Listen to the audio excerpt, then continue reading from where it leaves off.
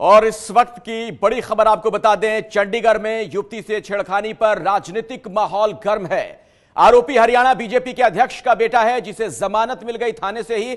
ऐसे में कई सवाल भी खड़े हुए हैं। और इस बीच राहुल गांधी ने घटना की निंदा करते हुए बीजेपी सरकार पर निशाना साधा है। लेकिन क्या हुआ था शुक्रवार शनिवार की रात को, यह हम आपको बताएंगे। एक बार वर्णिका इस बारे में खुद बता रही हैं, सुनिए क्या कह रही हैं वो। आधी रात को सुनसान सड़क पर नशे में धुत दो युवक अपनी कार से एक अकेली लड़की जो दूसरी कार में जा रही होती है उसका पीछा करना शुरू करते हैं, उसकी गाड़ी को ठोकर मारते हैं, उसके साथ छेड़खानी करने की कोशिश करते हैं और यहां तक कि उसका अपहरण करने की कोशिश करते हैं।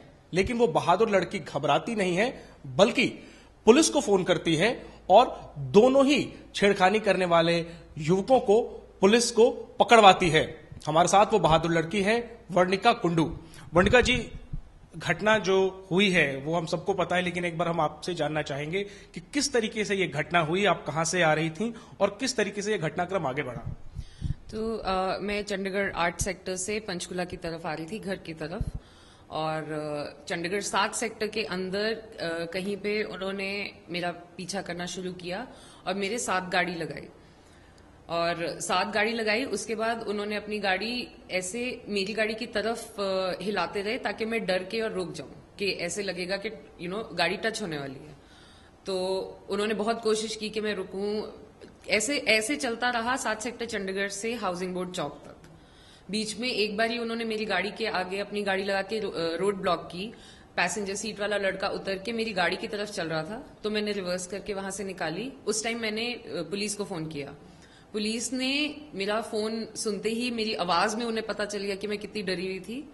तो उन्होंने मेरी पूरी बात सुनी। उन्होंने मेरे से पूछा कि आप कहाँ जा रहे हो, तो मैंने उन्हें बताया कि मैं यहाँ जा रही हूँ। तो कहते ठीक है, आप चलते रहो और हेल्प आपके पास खुद आ जाएगी। फिर हाउसिंग बोर्ड चौक तक इन लड़कों ने मुझे तंग किया। हाउसिंग बोर्ड चौक पे इन्होंने फिर मेरी गाड़ी ब्लॉक की और फिर गाड़ी से उतर के लड़का आया, मेरी गाड़ी पे बहुत जोर से पीछे शीशे पे नॉक किया, दरवाजा खोलने की कोशिश की। इतनी देर में पुलिस पहुंच गई और पुलिस ने आके इन्हें पकड़ लिया। तो मैंने देखा कि पुलिस आ रही है और अब ये फंस चुके हैं, ये जा भाग नहीं सकते। तो उस टाइम मैं वहां से निकल के और घर आ गई। ठीक है, आपने बहादुरी दिखाते हुए पुलिस को फोन किया। आप, जाहिर सी बात है ये डरने वाली बात है, लेकिन फिर भी आप बहुत नहीं घबराई। आपने पुलिस को बुला लिया और पुलिस ने उन्हें पकड़ लिया। लेकिन आज की तारीख में जब हम बात कर रहे हैं, दोनों ही आरोपी बाहर हैं। आरोप ये लग रहा है कि बहुत मामूली धाराएं उन पर लगाई गई और थाने से ही रिहा कर दिया गया। ये जब बात आपको पता चली, कैसा लगा? देखिए, मेरे को जहां तक पता है, जब तक मैंने पुलिस से डील किया, मुझे जो जो मदद चाहिए उन्होंने की। पुलिस ने अपनी तरफ से कोई कमी नहीं छोड़ी। डीएसपी विमेन सेल ने मेरे को खुद आके बोला है कि हमारा पूरा सपोर्ट आपके साथ है। तो चंडीगढ़ पुलिस का मुझे फुल सपोर्ट है। तो उसके बाद अब जो लीगैलिटीज हैं, जो भी हुआ है, उन्हें बेल मिली है नहीं मिली है, ये पुलिस का काम है। लेकिन मुझे भरोसा है कि जिन्होंने अब तक अपना काम इतनी अच्छी तरह किया है, तो वो आगे भी अच्छी तरह करेंगे।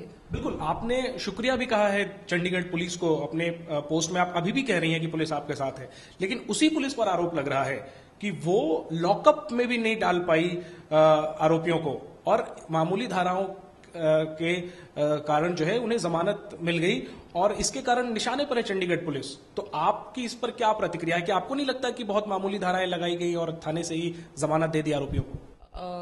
देखिए, मैंने पहले तो कभी कुछ किया नहीं है। ये तो मुझे नहीं पता कौन सी धारा की एग्जैक्ट वर्ड्स क्या हैं, एग्जैक्ट टर्म्स क्या हैं। तो मुझे भरोसा है कि जब ये सिस्टम बना ही हमारे लिए है, मैं विक्टिम नहीं कहूंगी, लेकिन मेरे साथ कुछ गलत हुआ, तो अगर वो बना ही सिस्टम मेरे को बचाने के लिए है, तो वो सिस्टम काम करेगा।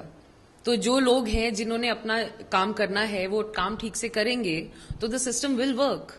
लेकिन आपको नहीं लगता कि जो एक आरोपी है, उसके पिता एक बड़े राजनीतिक दल के एक प्रदेश के अध्यक्ष हैं, तो ये उन पर उनके विरोधी तो निशाना साध ही रहे हैं। ये कहा भी जा रहा है कि दबाव में कहीं ना कहीं हरियाणा पुलिस ने जो है वो इस तरीके की मामूली धारा लगाई। ठीक है कि आप कानूनी विशेषज्ञ नहीं है, आपको नहीं पता कि कौन सी धाराएं लगनी चाहिए और आपको भरोसा है, भरोसा होना भी चाहिए, लेकिन क्या आपको कहीं ना कहीं लगता है कि आरोपी के पिता इतने प्रभावशाली हैं कि इस वजह से उन पर उस तरीके की ठोस कार्रवाई शायद ना हो? देखिए, अब ये तो इसमें मैं तो कुछ कह नहीं सकती, क्योंकि मुझे नहीं पता कि प्रेशर आया है या नहीं आया है, ये जो भी हुआ है। क्योंकि जब तक मैं पुलिस स्टेशन में थी, मेरे हिसाब से तो वो दो लड़के थे जो मुझे तंग कर रहे थे। मुझे नहीं पता था वो कौन है, किसका बेटा है, किसकी फैमिली का है। तो अब मुझे नहीं पता कि पीछे से क्या हो रहा है, क्या नहीं हो रहा है, लेकिन अभी तो एक ही दिन हुआ है, तो अभी आगे देखते हैं क्या होता है। अभी तक तो जो चंडीगढ़ पुलिस कर रही है, मुझे उन पे भरोसा है कि वो। आप पर किसी तरह का दबाव नहीं है? मेरे पे बिल्कुल कुछ नहीं, क्योंकि आपके पिता ने फेसबुक पर एक पोस्ट लिखा था, उसमें उन्होंने ये आशंका जाहिर की थी कि अब जबकि ये ऐसा संभव है कि आप लोगों पर दबाव बनाने की कोशिश हो, क्योंकि जो दूसरा पक्ष है उसका जुड़ाव एक राजनीतिक पार्टी से है और वो काफी प्रभावशाली लोग हैं, तो कहीं ना कहीं आपको आशंका है। आप कह रही हैं ऐसा नहीं है, लेकिन आशंका है कहीं ना कहीं आप लोगों को। अभी तक हमें तो ऐसा कुछ प्रेशर या ऐसा कुछ किसी ने कोशिश भी नहीं की है कि मुझे बोलें कि इसकी बजाय ये बोलो या कुछ भी, ऐसा कुछ नहीं हुआ है हमारे साथ। तो बाद में आगे तो मुझे क्या पता क्या होगा, लेकिन अभी तो ऐसा कुछ नहीं है। अभी जो हाँ जी, किस तरह की सजा आप चाहती हैं उन दो लड़कों के लिए? कितने बजे भी रात को बाहर हूं, किसी और को क्या मतलब, और इससे मेरे कैरेक्टर पे क्यों वो आता है? मेरी क्या गलती है? मैं लड़का किसी भी टाइम निकल सकता है, उसे कोई नहीं पूछता, तो मेरे को कोई क्यों पूछे? और यही चीज तो बदलनी है। जिस दिन ये चीज बदल जाएगी, जिस दिन वो पूछना छोड़ देंगे कि लड़की क्या कर रही थी, उस दिन शायद ये चीजें होनी बंद हो जाएंगी। बिल्कुल, एबीपी न्यूज से बात करने के लिए शुक्रिया। तो आज की तारीख में ये बहादुर लड़की देश की तमाम लड़कियों के लिए एक प्रेरणा का स्रोत बनी हुई है और इनका कहना है कि जो घटना इनके साथ। वर्णिका की कहानी ने कुछ समय पहले आई अमिताभ बच्चन की फिल्म पिंक की याद दिला दी, लेकिन इस रिपोर्ट को आपको दिखाने के पहले हम आपको बता दें वर्णिका ने क्या बातें कही हैं। एबीपी न्यूज से बात करते हुए वर्णिका ने कहा कि मेरी कार के शीशे पर हमला किया गया था, यानी वारदात वाली रात की पूरी कहानी उन्होंने बताई। हालांकि उनका यह भी कहना था कि पुलिस ने मेरी मदद की है और ऐसे में यह उम्मीद है कि पुलिस आगे भी अपना काम करेगी। मुझे बचाने वाला सिस्टम है, मैं रात को बाहर हूं तो किसी को क्या दिक्कत। एक बड़ा सवाल भी हालांकि वर्णिका ने खड़ा किया इस घटना को लेकर कि अगर लड़कियां देर रात घर से बाहर निकलती हैं तो आखिर इस तरह की दिक्कत क्यों होती है। दरअसल ये जो घटना सामने आई, ऐसी एक फिल्म आई थी पिंक। इस फिल्म में एक राजनेता का बेटा एक लड़की को कार में अगवा करवाता है, उसके साथ रेप की कोशिश करता है। फिल्म में तो लड़की को इंसाफ मिल गया, लेकिन वर्णिका को इंसाफ का इंतजार है। उन्होंने अपनी गाड़ी मेरे साथ लगा ली, फिर बार बार वो मेरी गाड़ी के पास आते थे, मेरी गाड़ी रोकने की, मुझे डराने की कोशिश करते थे।